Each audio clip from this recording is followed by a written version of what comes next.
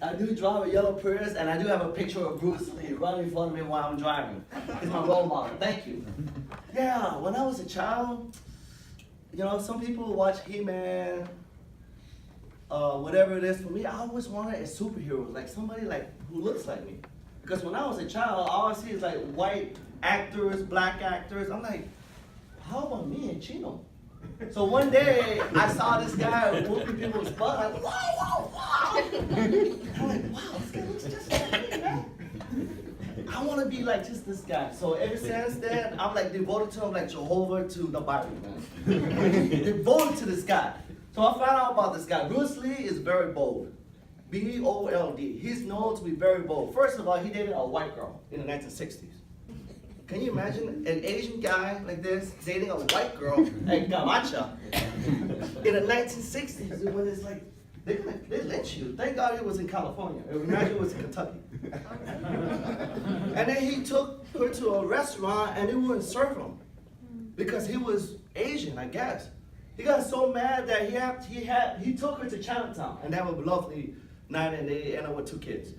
But the thing is, this guy was very bold. He went against the grain. Another thing that he was bold about, he got in trouble for it. There's a movie. It's called One Jack Man. He taught Kung Fu. You guys know that, right? But the thing is that he taught to foreigners or non-whites non-Asians. And that was against the Chinese tradition. So this guy was open. He said, I'm going to teach to whoever wants to learn. I don't care about tradition. That's your problem. That's racism. I'm going to teach whoever wants to learn. He had a lot of African Americans, all types of students. So one day they challenged him. They said, you know what, Mr. Lee, you're going to stop. We're going to challenge you. We're going to fight. And if you win, you get to teach to the non-Chinese. But if you lose, you stop it. And you guys know that Chuck Norris is one of his students. So you know what happened, right? Well, he did. He whooped the guy's butt in less than 60 seconds on national TV. So they left him alone. So he was so intense. He was so fast that during that time, the camera couldn't catch up with his moves. Wow. That's why they allowed him to go into Kato. I don't know if you guys were living in the 60s, some of you guys. So Kato was a big show back then. The Green Hornet. It was huge. But the thing is that the fans, they were watching Bruce Lee. They didn't care about the Green Hornet. They came to see Kato. But the problem is that the Green Hornet got all the attention because he was white. So Kato had to be his servant.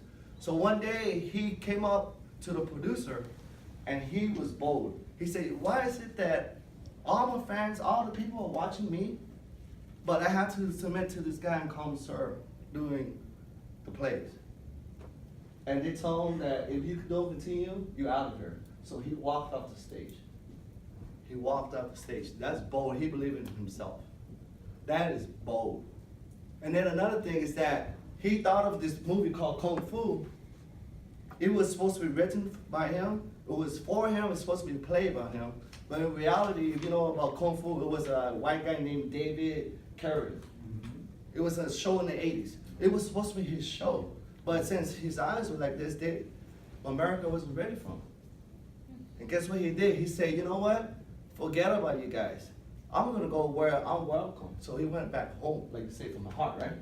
He came home from the corazón. So he went home and he was a superstar in Hong Kong. Oh my God, he was into many books. He had so many movies. I can't even think of. And he was so big that America actually called him to come back. I want you guys to think about this. You discriminated me, right, because how I look. And I said, forget about you, even though this is land of opportunity. You discriminated against him. He went to Hong Kong, lived his dream, doing what he felt was best, doing Kung Fu movies. And now America, he got attention from America and they want him back. And he came back. And he starred in Hollywood, Into the Dragon. Into the Dragon was the biggest hit in 1973. Unfortunately, he died for Into the Dragon. And that was the saddest thing, but my dream's still alive though. So I consider myself as the Bruce Lee of comedy. Because I'm very bold. I'm like in your face, like sushi. I'm very bold, man. Very bold. Like, you know, I'm serious. I move like water. I incorporate my jokes around the audience. So I'm the Bruce Lee of comedy. So I'm challenged. I want to ask you guys, who is your superhero?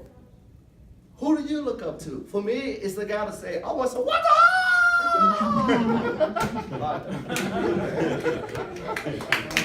the